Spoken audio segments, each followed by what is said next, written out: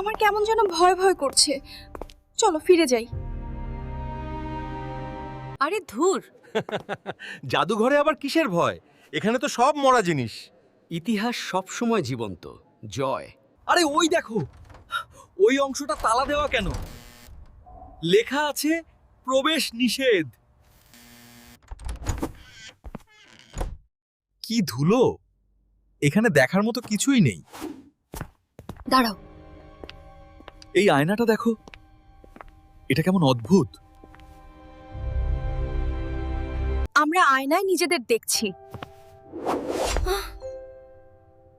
কিন্তু রকি কই?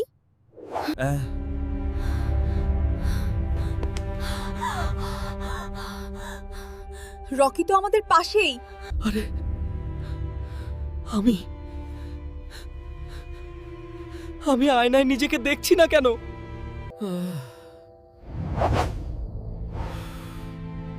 শান্তি মতো একটু ঘুমাতেও দেবে না। গোস্ট। এটা এটা কিভাবে সম্ভব? এটা কি কোনো হোলোগ্রাম? আপনি আপনি কে? আর আমার প্রতিবিম্ব কোথায়? আমি এই আয়নার ভূত, আর তোমার প্রতিবিম্ব আমি সরিয়ে দিয়েছি। বড্ড ভিড় হয়ে যাচ্ছিল। মানে কি ভিড় হচ্ছিল? হ্যাঁ, সারাদিন লোক আসে আর নিজেরা দেখে। কেউ চুল ঠিক করে, কেউ মেকআপ। আমি আয়নার ভিতরে একটু আরাম করারও জায়গা ও মা, ভূতেরও প্রাইভেসি লাগে।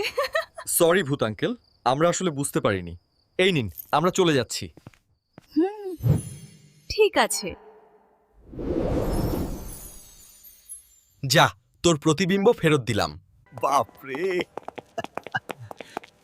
এমন ঘরপোষা ভূত জীবনেও দেখিনি। যুক্তি দিয়ে এর কোনো ব্যাখ্যা নেই। চলো পালাই, ভূত আঙ্কেল আবার রেগে যাওয়ার আগেই।